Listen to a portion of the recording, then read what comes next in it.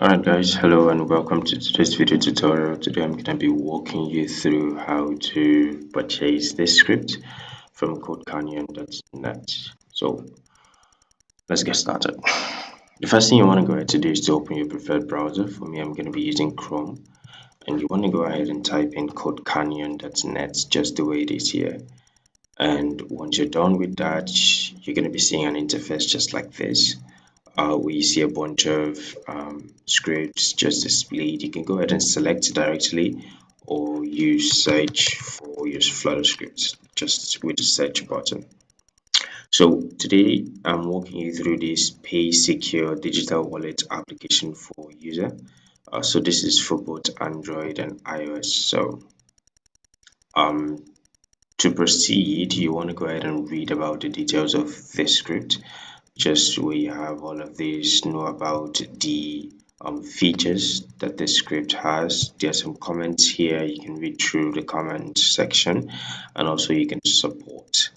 So once you're done going through the whole project and you feel like you want to proceed, you can go ahead to click on this add to cart. So add to cart is gonna show you that okay, this project has been added to cart and you're ready to purchase it. So you can go ahead and click on go to checkout, or um, you can just look into more details about it if you don't want to proceed immediately. So go to checkout. You're gonna purchase a script. If you don't have an account or if you not added your credentials already, you're gonna be requested to add your credentials when you go to checkout. So once that is completed, your download is gonna begin. And what I want you to do is to save the path where the download was sent into. That way you get to use it and remember it when we are ready to run the application. Alright, so the next thing we want to do is to get tools. So I'm going to be showing you how to get two important tools. First of all, the Flutter SDK itself, which will help you to compile your Flutter code. And then the second thing is going to be VS Code, which is going to be your IDE in order to run this Flutter script. So here we are going to be going inside Flutter's official documentation site, which is here Flutter Docs, and down here you can see, or up here you can see docs.flutter.dev/get started /install. So this is the part where you just need to click on and you're going to be redirected to this screen. Everything Flutter is here. Everything you need to know about Flutter you can just read through here, but for now I'm going to be showing you this setup process. So choose your development environment. For me, this is Windows, so I'm going to select Windows. Then choose your first type of application. I'm going to select this.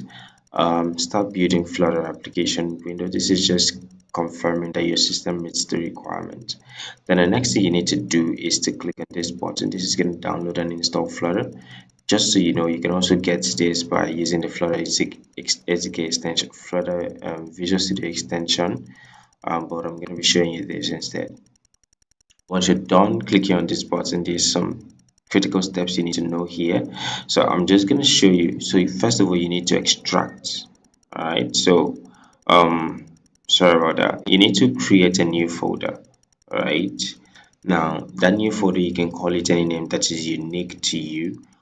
This is the final development directory that you have. So this is the new folder name. They call it dev here. So inside your root folder, you have a username, your user and username, and inside that you have your dev. So the extracted Flutter folder is going to be inside your dev folder.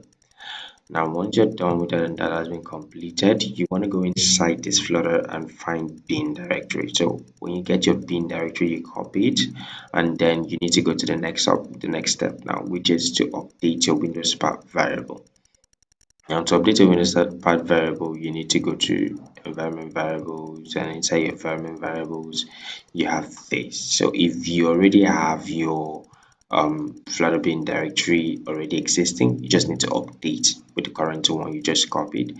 But if you don't, you want to go ahead and click on a new button there, and then you add your variable name as path, and then add your variable value as the folder the directory you just copied, which is gonna look like this.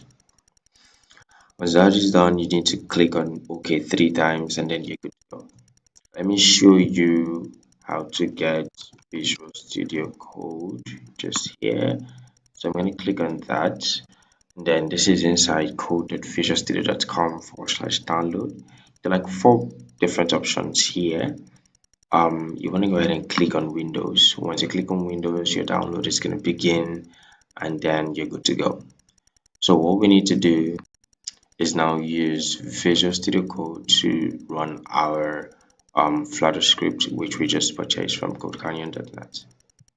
Alright, so we have our application up and running. So I want to point you out to one thing, a couple of things rather. First of all is your popspec.yaml. This is not popspec, this is popspec. So this is where your dependencies are going to be when you want to add a new dependency. This is where you do like a couple of configurations in your application, and then you have the next thing, which is a lib folder which contains your main.dat.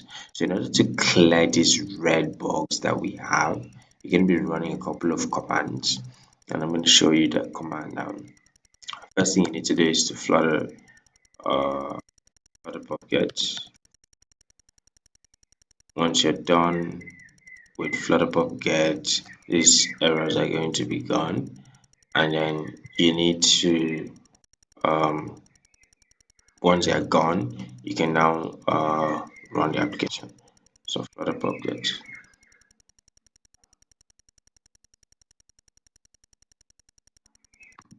So this is our finished application up and running. First of all, you have your splash screen.